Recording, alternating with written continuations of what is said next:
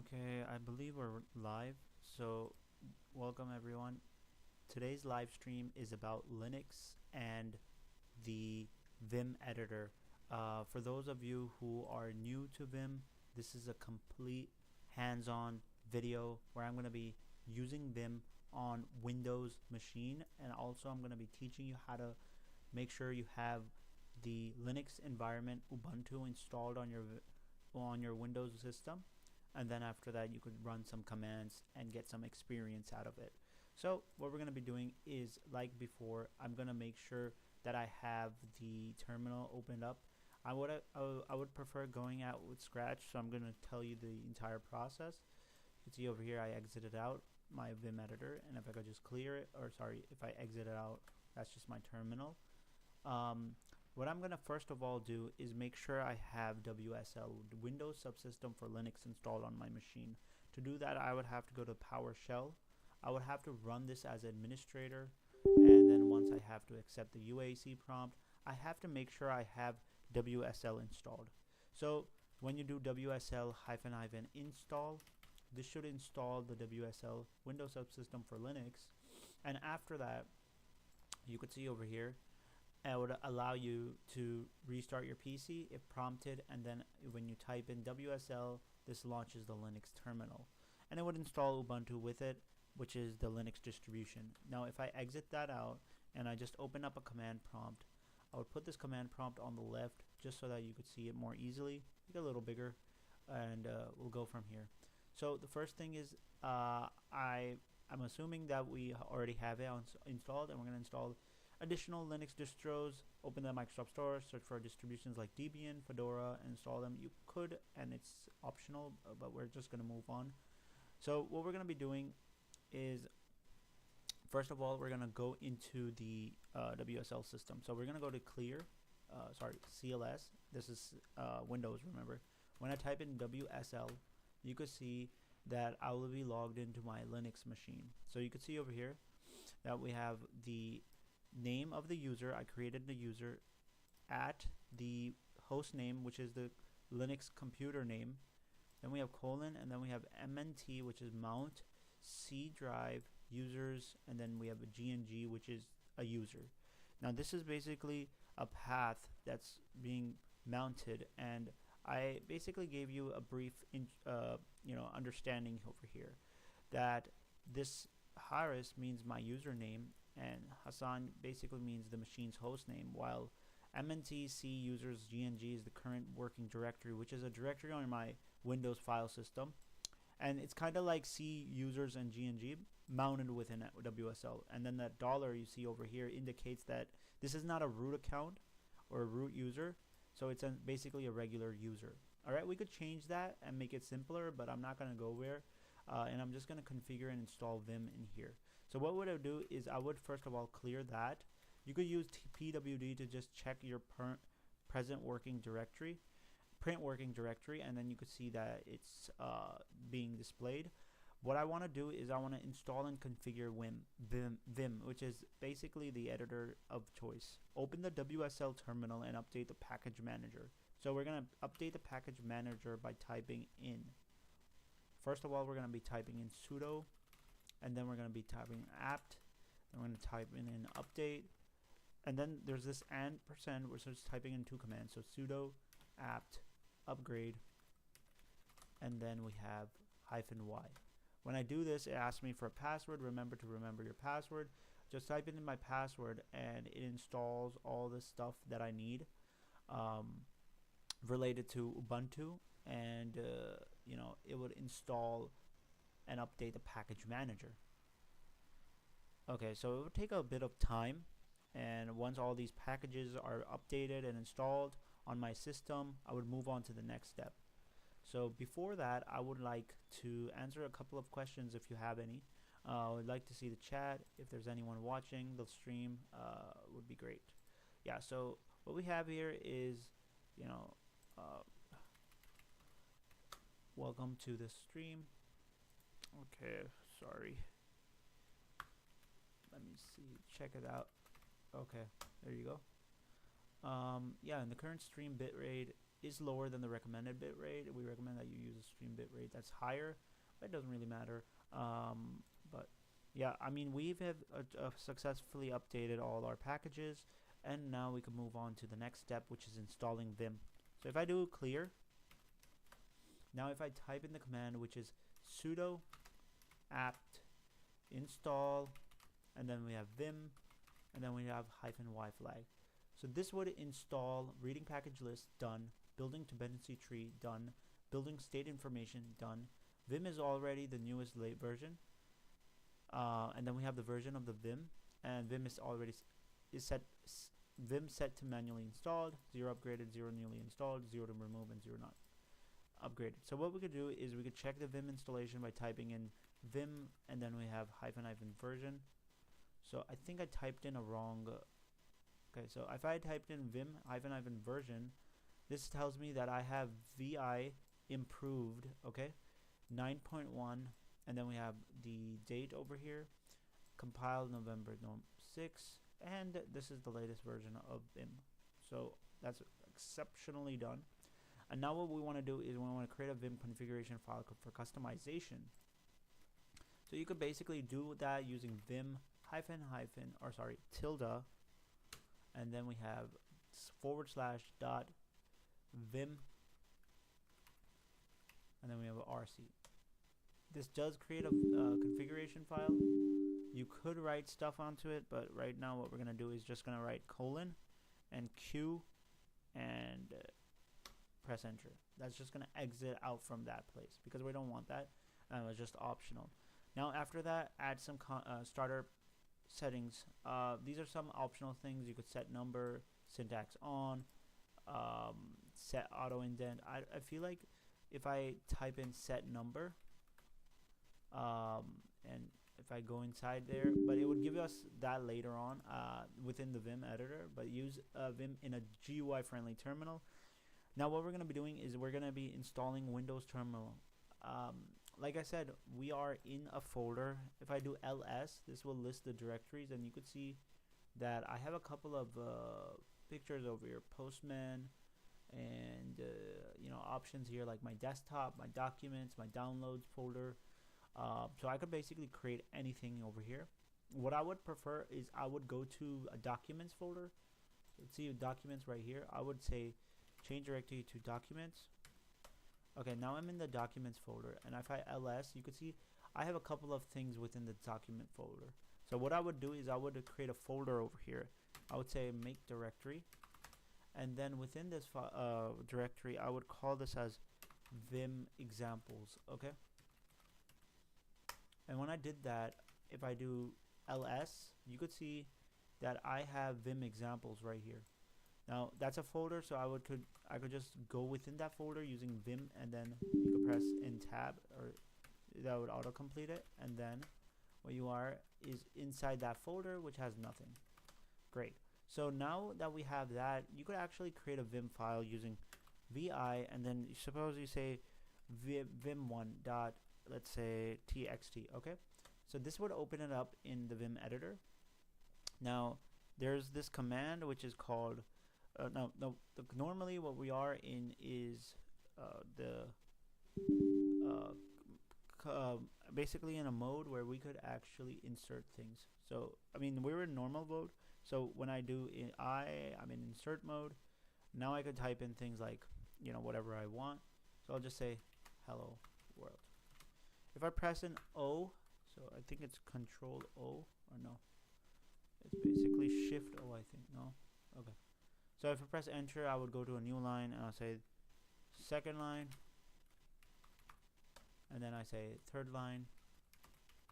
Okay, now if I want to save this, what I would do is I would in colon, so sorry, I would escape, then I would go to colon, and then I would do W, and then I would do Q.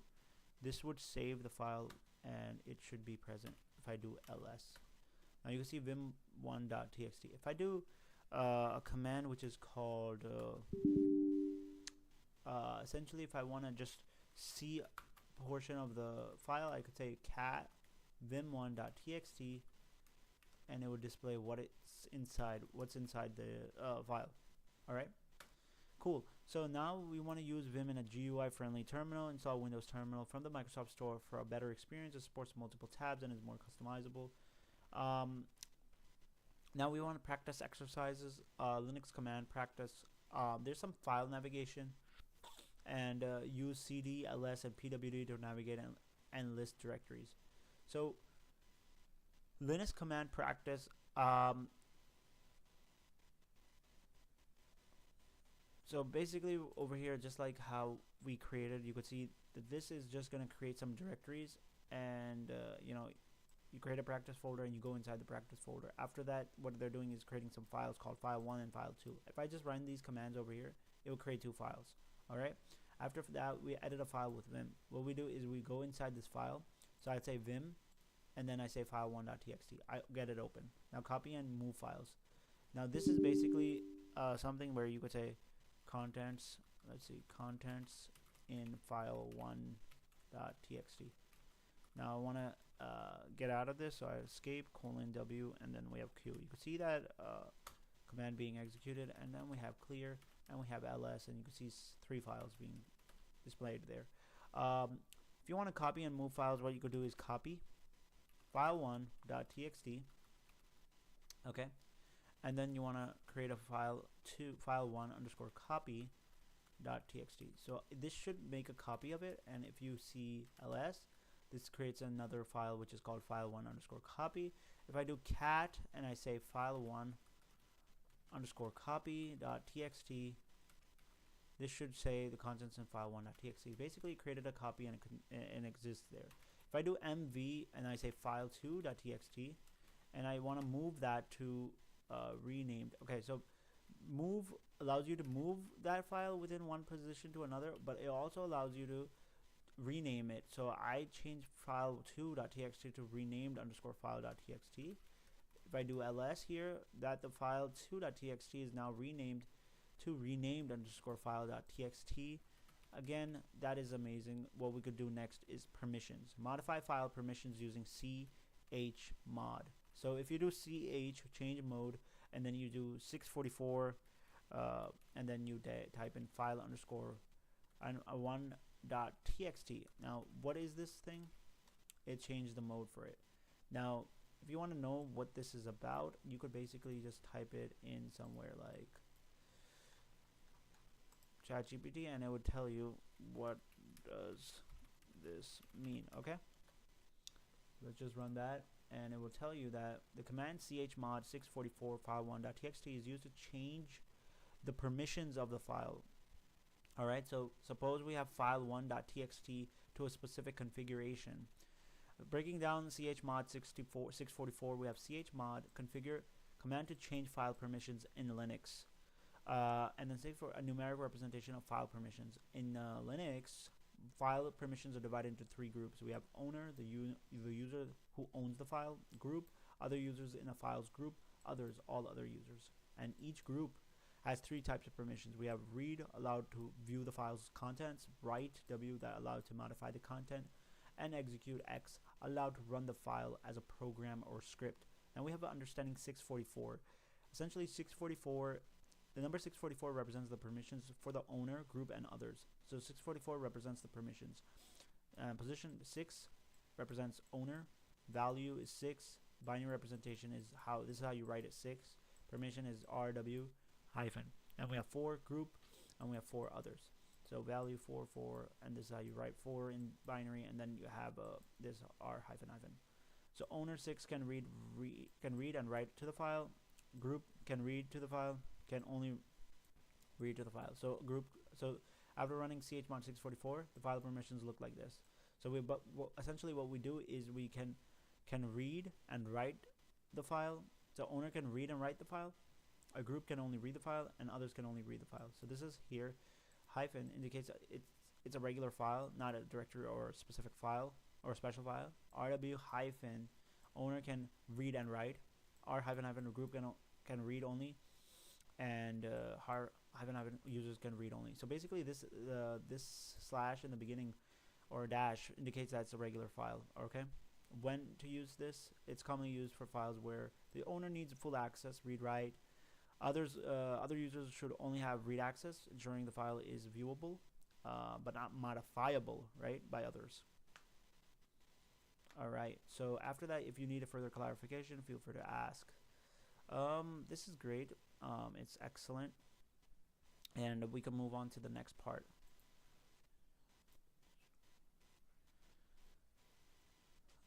So what you could see over here, that the owner needs full access read write, and other users should only have read access, ensuring that the file is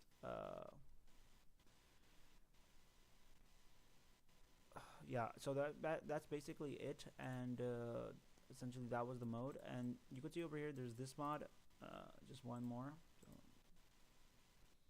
let's see that. Let's click on that. The command chmod plus x file underscore one copy.txt is used to add execute permission to the file one underscore copy.txt. Here's a detailed breakdown. Now this is allowing us to allow the file to have the execute permission. So it's command to change file permissions, and then we have plus x adds the execute x permission to the file. Now we have file permission groups affected. There are 3 groups for which the permissions are set. Basically, the owner who owns the file, group, other users in the files group, and then we have others, all other users. By default, chmod plus x adds the execute permission to all 3 groups unless otherwise specified. Effect on permissions: if the current permissions for file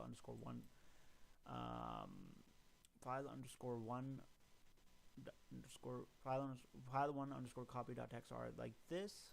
Like after running this chmod plus x, the permissions will change to this thing. So essentially this means that rwx, which is this one, rwx, okay, can read, write, and execute the file.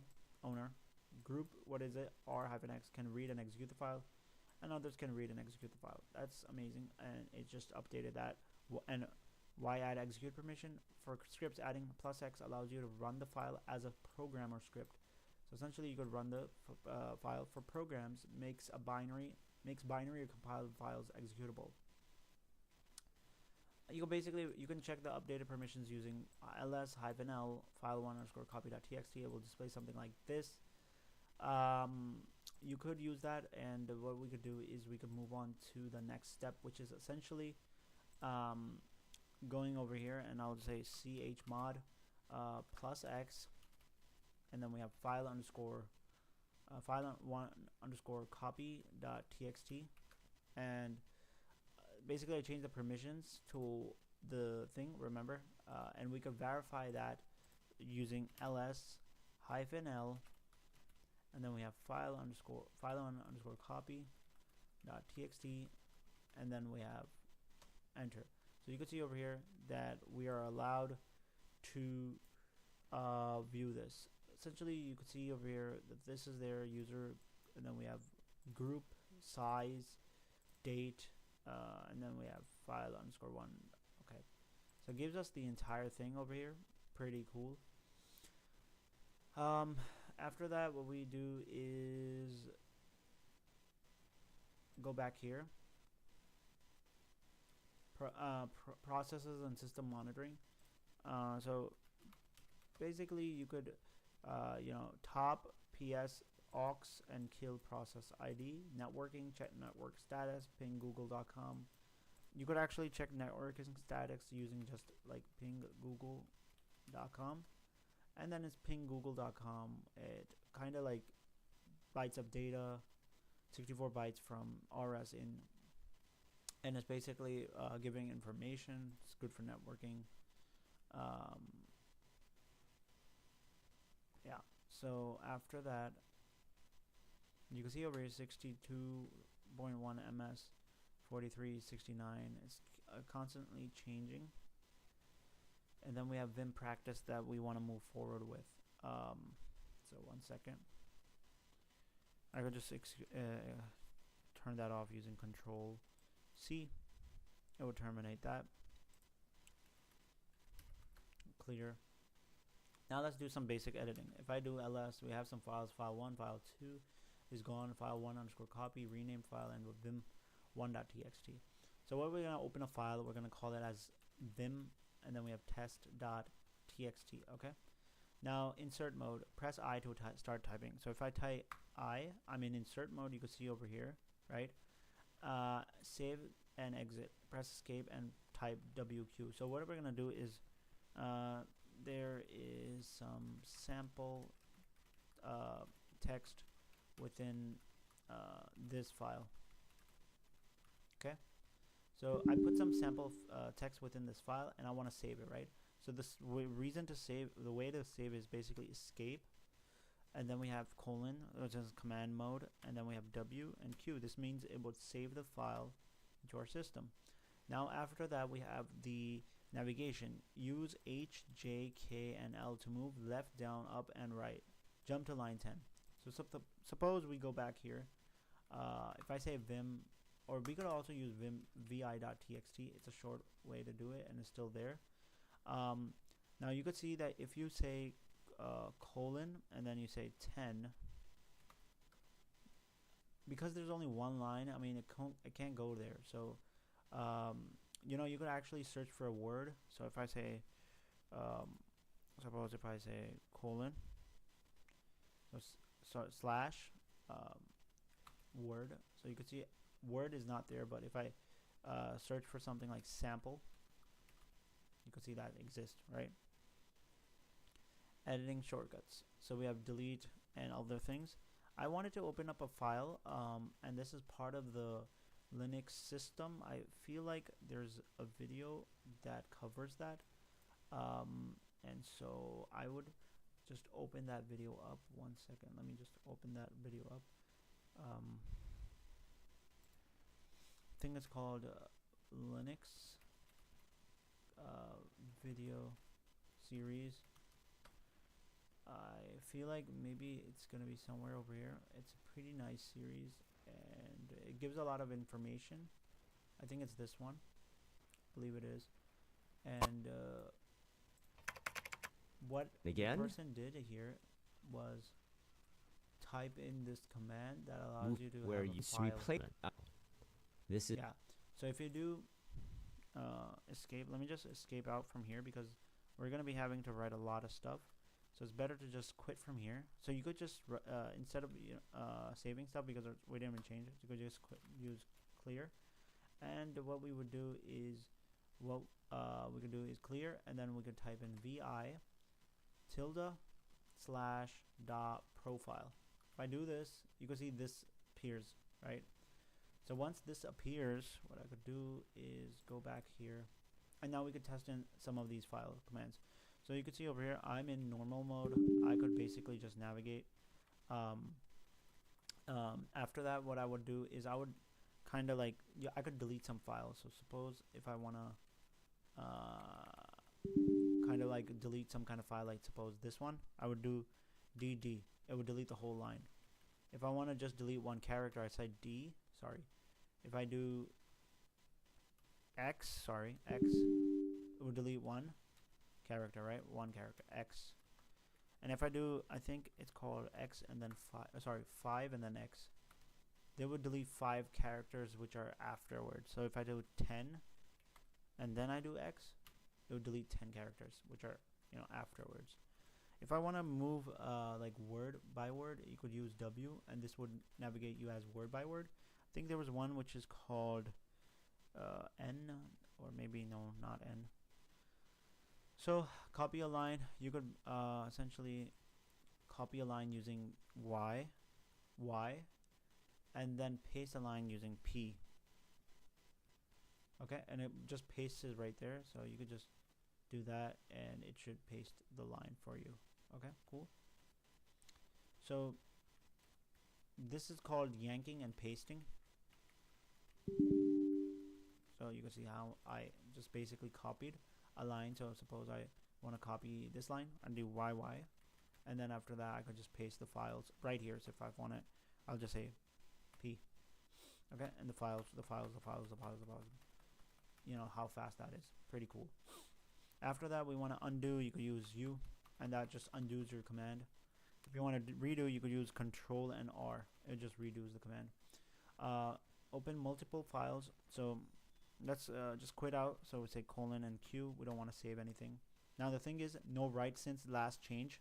add exclamation to override. So what you want to do, press enter or type command to continue. So I'm going to do this, press enter. Okay, now what I'm going to do is I don't want to save, so I'll do Q and then exclamation mark. This is not going to save anything. And what we can do is open multiple files. You could use vim, and then we have file 1.txt, and then we have file 2 file 2.txt. Now this opens contents in file 1. Switch between files with control N, so colon N, which is in command mode. And if I do that, I'm in file 2.txt. And if I do colon prev, I'll go back to file 1. Colon N would go to file 2, and colon prev would take me back to file 1. Now there's some plugins. Install Vim plugin to manage plugins. You could download these curl-flow tilde/.vim/autoload plug.vim. You know, you could add these plugins if you want. Add plugins like Nerdtree or Airline to your Vim RC. Additional tools to explore. Practice in a virtual environment. Install VirtualBox or VMware and set up a Linux virtual machine like Ubuntu. After that, what you could do is you could use Linux command tutorials.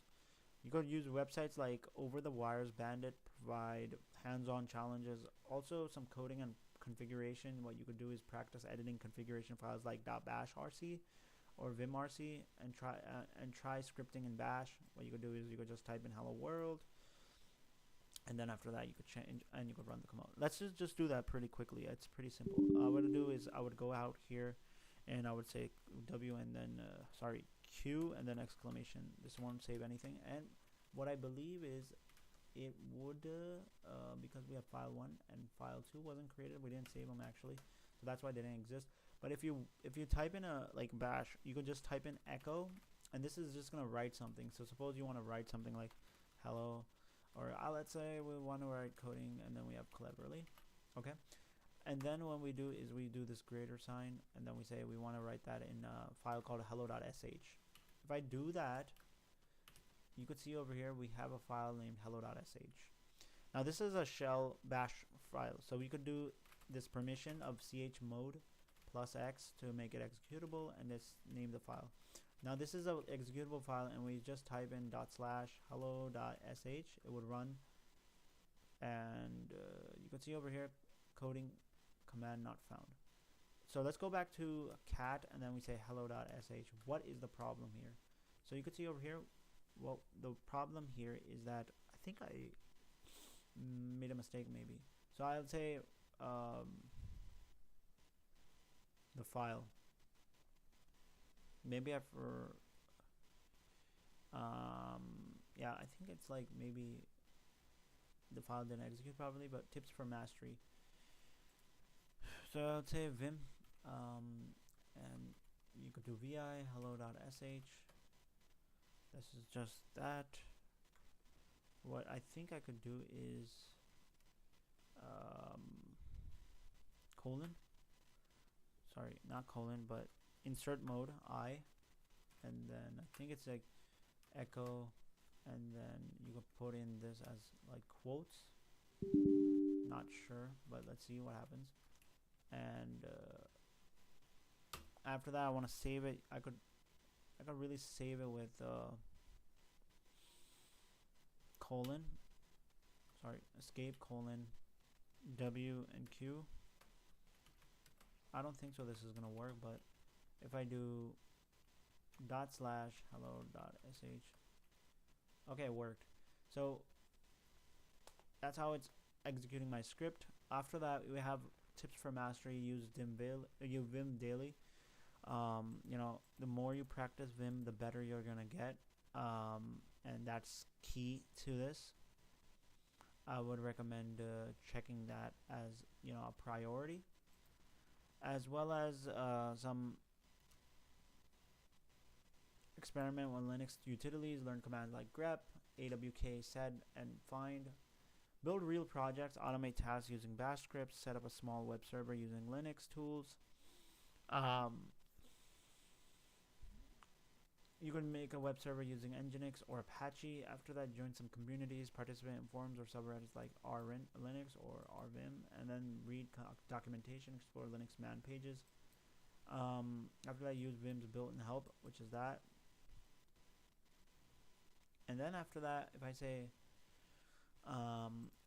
username, if you just type in who am I, it'll give you your username.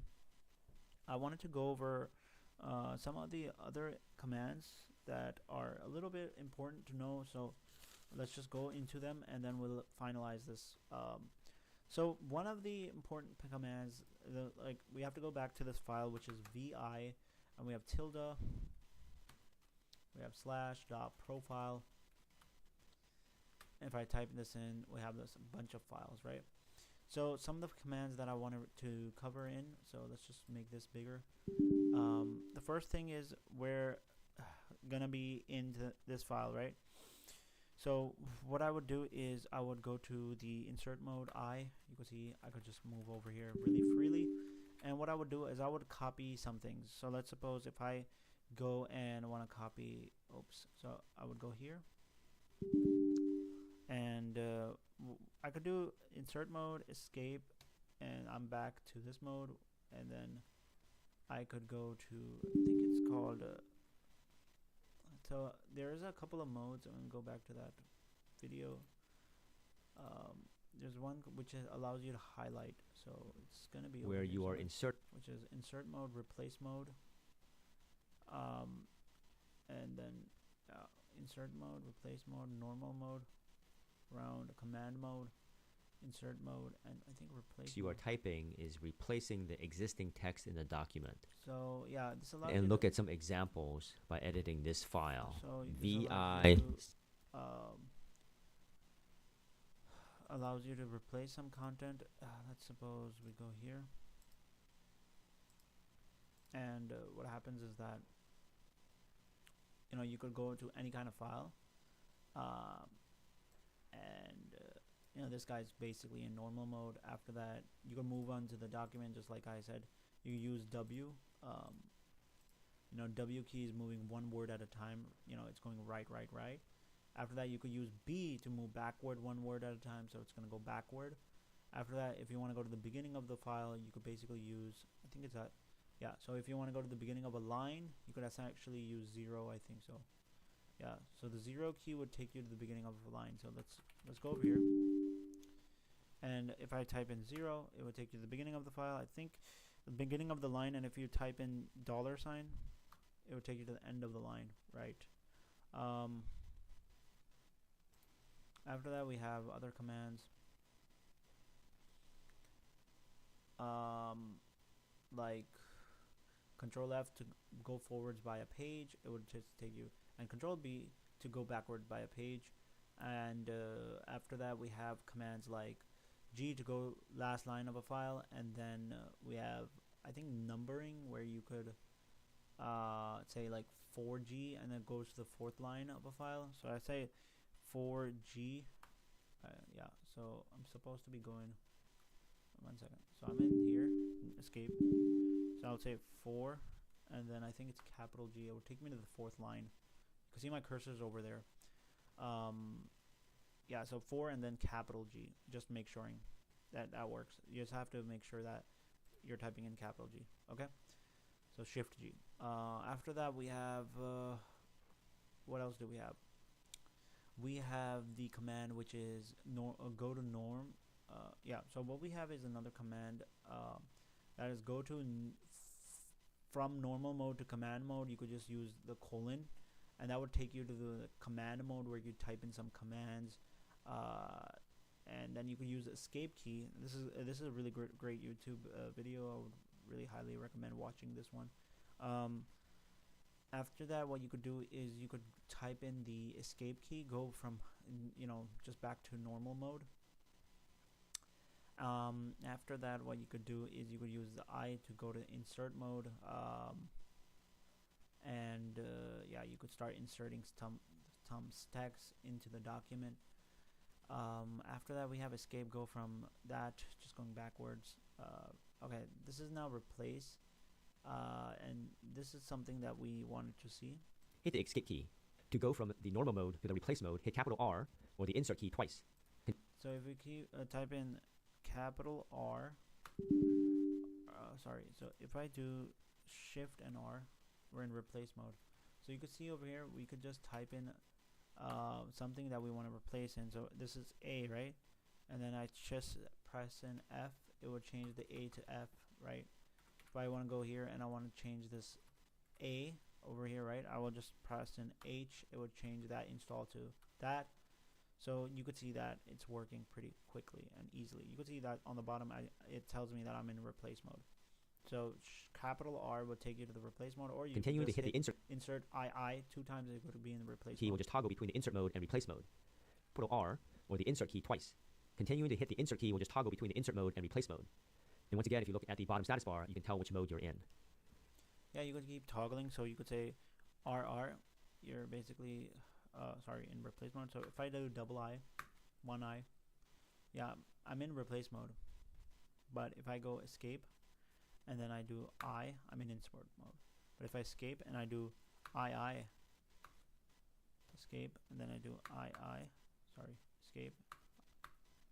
Okay, escape, and then I'll do capital R, that's in replace, escape, insert. I mean, for me, I'm using that, capital R for replace, escape, and if you want you'll be... To return to normal mode from the replace mode, hit the escape key. And once again, you will notice the status bar reflecting that you are no longer in replace mode. Let's take a look at how to insert text. If you put your cursor to where you want to go, and you hit the I for insert. Yeah, so if you want to insert text, what I would do is, suppose if you go here, and you want to, we're in insert mode already, so let's suppose we do escape. Now we're not in insert mode. I wish there was like a settings option. I feel like there could be. Just want to make my appearance a little bigger. No, it's text. I want the cursor to be a little hide terminal, use active, hide the title bar position, theme dark, legacy, all that. Color schemes looks cool, but I just need to make the cursor. I can't find that, honestly. Displays an icon pane with tab always on top. Always show tabs, title the position of newly created tabs. Yeah, so I cannot find the cursor. We'll just go back. Cross it out. Anyways, it's better to just look at it here. We're in normal mode, and I wanna go to replace some text, right? So if I go to, I wanna add something after P, right? So what I would do is I would do insert mode, and then okay. So let's suppose if I wanted to do this, I would go insert mode, and I could just type it in, right? If I go and type in A, I will go back here and then type it in. So if you look at it carefully, if I'm here and if I type in A, okay, that takes me over here, right? Append would take me to the right, and if I do it would take me to the left. So that's the difference. You can see over here. You would insert text before the cursor. So in this case, I want to put the letter A before the letter C. If you hit the A key, you will append text after the cursor. So in this case, I'm going to put the cursor on the letter T, and then I'm going to hit A for append, and then add the letter S. Basically, I don't have the cursor at the moment, but I would do the thing. If you type the letter O, you will open up a new line below the cursor. And I was trying to essentially be in insert mode. No, I'm in normal mode, and I would do O. I'm in a new line. O. Okay. If I do that, I'm in a new line, and then I'll go back, and then I'm in a new line. Go back. If I do O, I'm essentially in insert mode again. I just go and O, and then I could just type in O, and just start typing more random text, and then you could just escape and press O again. It would just allow you to write more text. Cool. That's cool. And sir, the character where the cursor is, which is one other character. So I'm gonna type the text or character. To delete a word, you can type. Yeah. So remember, to delete a word, you could write. I think it's DW. Yeah. So if I go here and I say DW, I think that deletes that. Yeah, it's deleting all these texts, right? DW. If I do escape and I do X, it just deletes a character, right? But if I want to delete this whole line, I could do DD, and that would delete the whole line. Okay, so let's go and find and replace some text. Let's see that.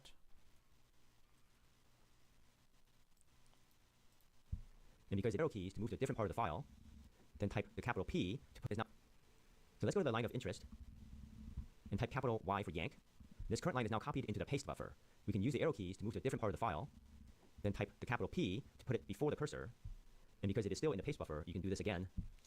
Basically, yanking and pasting. Remember, I told you you could do capital Y, but capital Y also works. So let's use Shift Y to just get this UMask 02, and then you could just paste it somewhere with capital P. So just say, let's suppose like before this pound, you could just write that. Yeah, that. So I'm just holding Shift and P, and it's just pasting it. So you'd see so many lines already there. Cool. If you want to undo that, you could press in U. If you want to redo that, you could use Control and R. I think so. No. So basically, Control and R. I think so. No. Never mind. So we're back here. You could use U to undo. I think it was like Control and R. Yeah, Control and R to redo. Awesome. After that, we could go on to the next part. Feel like that there's very few audience so far in this stream, but doesn't matter. We'll just move on forward. Ideally, I wanted to start a little earlier, but I couldn't find any time. Multiple times. Next, let's look at how to perform find and replace, or as VI calls them, search and substitute. What we want is something is really cool. If I just like type in slash and I say bash, you can see over here, I see a bash instance. I press enter and I go N. It would just take me to all the instances where bash exists. Okay, that's pretty cool because what I want to do is now I want to find it. I'll say colon, and I want to basically search and replace, right? Search and substitute. So I will use colon, and then I will use percentage. Okay, and then this S. So again, if we go here, it tell you that to put the same word again. There's this. I'm gonna do question mark bash, and you can use the letter bottom status bar, and then continue from the bottom up. Okay. So what you want to do is you want to look for every occurrence of find this and replace text. Swift. Then the next characters specify the range of lines for the operation. By itself, the percent symbol means the entire file. Yeah, so the percentage symbol means the entire file we want to search, and then we have the S for the search. Find, we want to search in bash, and then we want to slash and replace it with capital B bash, okay?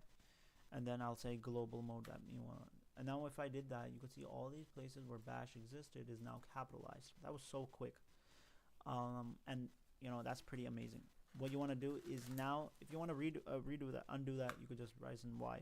It would undo that. But let's go back here, suppose a colon, and then we say, okay, suppose we want to say within my current line. Let's suppose over here. So I'm in this current line UMask, okay? So I'm saying colon, and I'm saying within my current line, right? Not the whole file, because the whole file does the percentage. And then I say from the current line to the end of the file, right? What I want to do is I want to change UMask, and I want to change it to home, okay? And if I type in this, press enter, not an editor command. Okay. So what I would have to do is I would have to press in, I didn't complete the command properly. So I would type in colon dot, which is the current line. I would go all the way to the end of the file. I would change UMask. I would change it to home, and then I would use the // and I think it's still not existing. Yeah. After that, I would let's see how this would work. Let me go to this file. You can follow up. Okay, so we'll substitute it with ZSH in all capital letters, and then we're going to use the global substitute, which means we are going to substitute change this because word. So once we hit enter, you can see there's a couple of instances here of which the previous command to that, which was changes. There are some, and if you want to replace somewhere down, we want to substitute the word capital home with Okay. absolutely nothing. Okay, so we're also going to leave out the letter G for this time. So you'll see, right, where cursor was on this line over here after UMask. And so these two occurrences of capital home should not be changed, and then the ones down here should be changed when we hit the return key. And sure enough, these did not change. Occurrences of capital home should not be changed. So you can see over here that it says colon, and then after that we have dot, and then slash, comma, dollar $s. Okay, forgot that. So we have colon. Let's go back here. Yeah, so it's essentially colon, dot, comma, $s. $s. Okay. Yeah. Okay, we forgot that search keyword. So let me do that one more time. Colon. Okay, let's go back here. So we're in this line. Colon. Dot, and from that line to the end of the file, which is dollar search, right? Search UMask. There you go. And replace it with home. If I do that, there you go. It has been updated successfully. It's amazing. 12 substitutions on 12 lines. Amazing. Perfect. Now we want to use some commands like set. If I do ruler, you can see now there's this ruler activated. If you could see over here on the right, this is 31. This means my row 30 and my column, let's suppose 9. Okay, so it's a ruler, pretty useful when you want to do navigations. Pretty cool. Now remember, jump down and then kick up. So you could use this navigation as well. Jump down. You can see I'm typing in J, and then J is being appeared. Kick up, I'm putting in K. H, you could move in over here, and then L, you can move in this way. Okay, this is just navigation, just makes it faster. Other than that, we have colon, set, NU. Now this would set in numbers. Now this becomes super helpful when you're like debugging and you're troubleshooting and you want to know which line number. So it just sets the number. And you could just say set, and then you have no, I think NU, and it would stop that. It's just like a toggle on and toggle off switch, but I'll say set NU at the moment number, and it looks pretty cool. After that, we want to set. We have IE. Okay, so I think that was set IE, unknown IE. I think it's something else.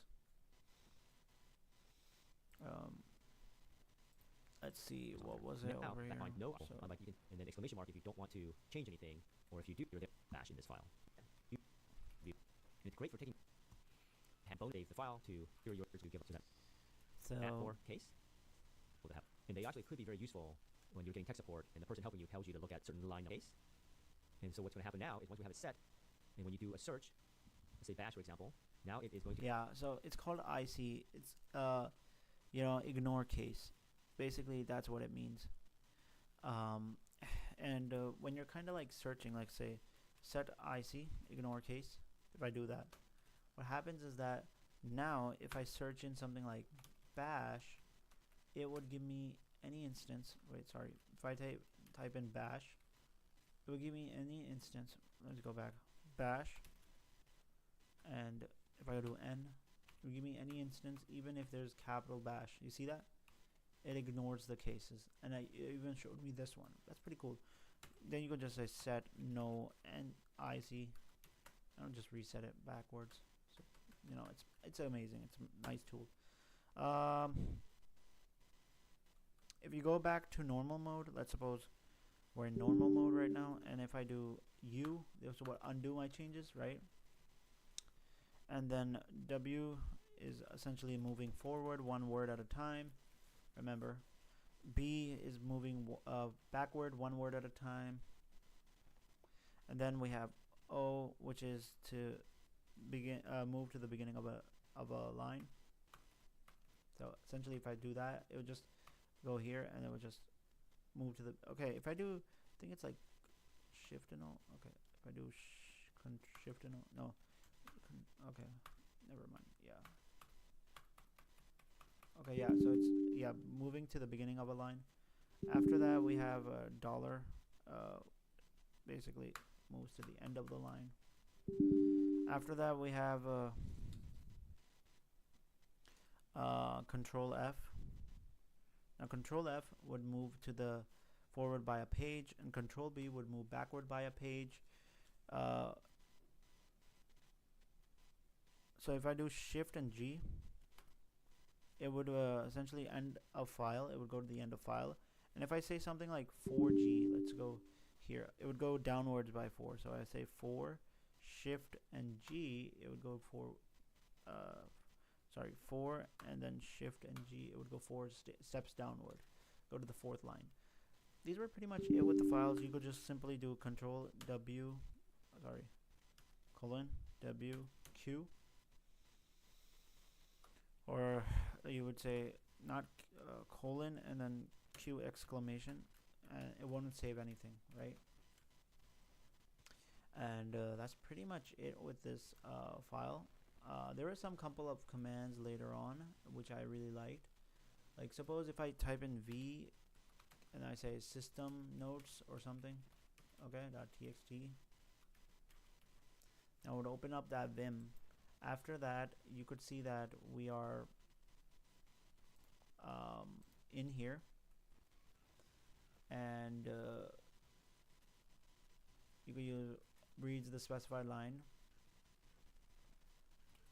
So notice on the bottom of the screen on the status bar, it's going to be the colon, letting you know you're in command mode. What I'm going to do is I'm going to read in the output of the command, the system command called date. Right? That's what the exclamation mark does, is that it's going to run the system command. So if I do colon read date exclamation, okay, I think I wrote it wrong. Called date, and whatever the output is. So what I would do is I would say, okay, let's just put that on the side actually. So what I would do is I would say read, and then I would say date with exclamation like that. It would give me the date stamp. I'm going to read it into this file as input. So once I hit return, it gives me the system date and time, right? So let's go ahead and hit the letter O to open up a new line. So if you're like over here, you could just type in O. It would give you a new line. And enter you're some in things from my notes. I'm going to enter my case number. I'm going to enter my name. I'm going to enter the evidence number that we're looking at, and any other administrative type stuff. And then let's say I'm going to be on this particular system, and I want to look at what files are there. So I'm going to hit the escape, right? So you notice I'm no longer in insert mode. And then I'm going to go back into command mode, and now I'm going to run a command that we're going to cover in a separate video called ls block. This is going to read in all the block devices connected to this system, such as hard drives and thumb drives and so forth. And there you So I'm going to use another command just to check all my devices that are connected on my system, any thumb drives or hard drives. So go. All the block devices. There's this thing called read. After that, we have ls block. Okay. And then we have, okay, before that I would have an exclamation mark, and then I would have -s. And now you can see over here it wrote all the virtual disk. It's just connected to this. And you know, it looks pretty cool. You could just save all this stuff using WQ, save the file, clear ls, and there you go, system notes there. Just type in cat system underscore notes dot txt. Sorry, I think it's called system it's called system dash notes, not underscore, so dash, and now you could see that the file is being appeared. Last command to know is how to delete files in Linux. Now this is I think it's called rmdir, is for removing a directory. For removing a file, it's rm. Okay, there you go. So rm, and then you could just say whatever the files are, right? So it said delete a single file, delete multiple files. You just write all the files. Delete files with wildcards. Okay, and after that using unlink.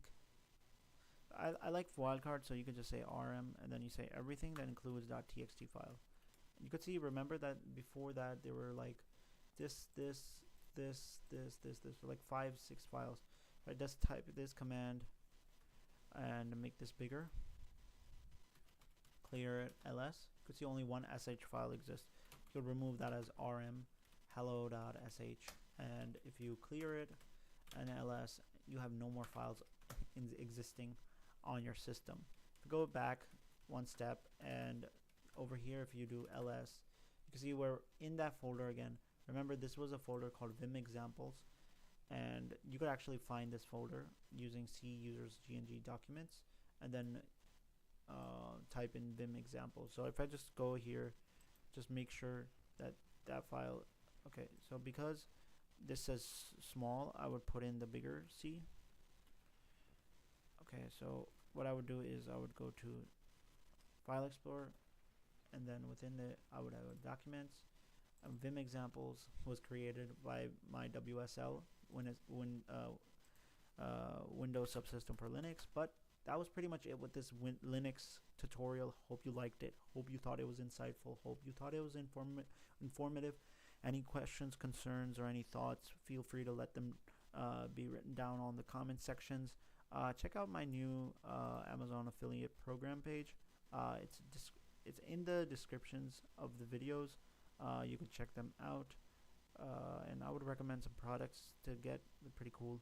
But other than that, it didn't cover an hour or something, but we're just going to close on a 56 minute or so. And at the moment, there's no current viewers. I really want viewers, but let's hope we get some viewers at the end of this stream or so. Again, you know, I'll be just, you know, waiting until, let me just say I'll be waiting until the 1 hour mark. So I'm just going to wait for anything, making sure that's just 1 hour. I wanted to explore more. I just hope I get more concepts done.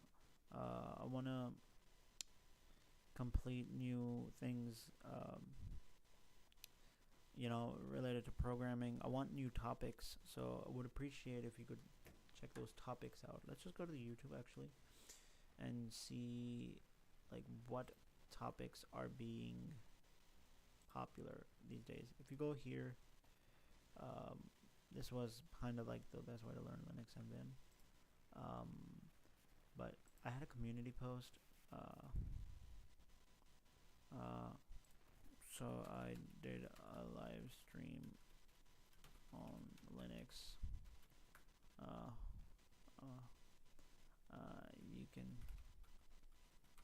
watch the recording from here, and this is where my live stream link would be, kind of like this. Share this live stream link, just post it, and you know, I was thinking of adding people in the membership. There's a new membership that I created. I really want to make people be part of it. You know, I want to add some things, launch some things. I have these spring t-shirts no one's buying. I feel like maybe I could lower the prices down. Let's see. Since I haven't received any, you know, it's called, I think, Teespring. Okay, Teespring. Spring, start creating.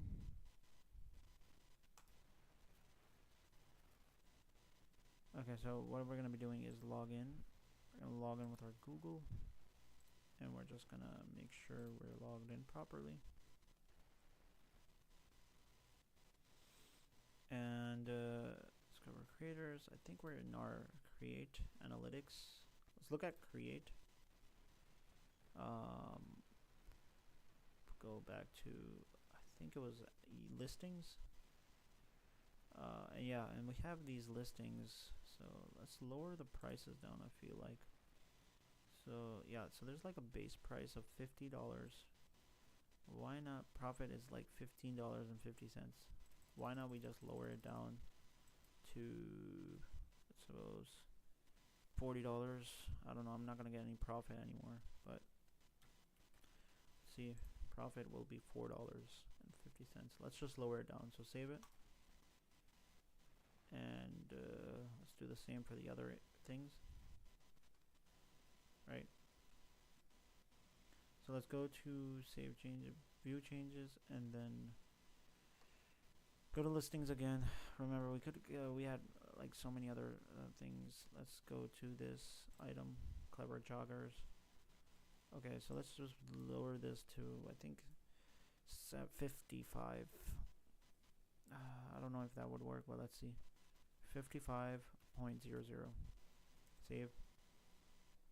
I'm not even getting any profit on this, but it doesn't matter. Analytics, listings. Cleverly sweatshirt. Thought people were gonna like this, but let's make it to 26. 26.00. Okay, save this. Okay. Euro, I don't know why for some reason, but if you're in the US, it's pretty cheap. Analytics, listings. So I didn't make any sales with these March. So there's a sticker that was for $6. I would make it down to $5. 5.00. So I'm not getting any profit out of that. Analytics again. Or listings. Let's have the hat. I really want this. I wish. Let's make it to 12. Let's make it to $21. Save it. Now this is a good price. I would recommend buying these.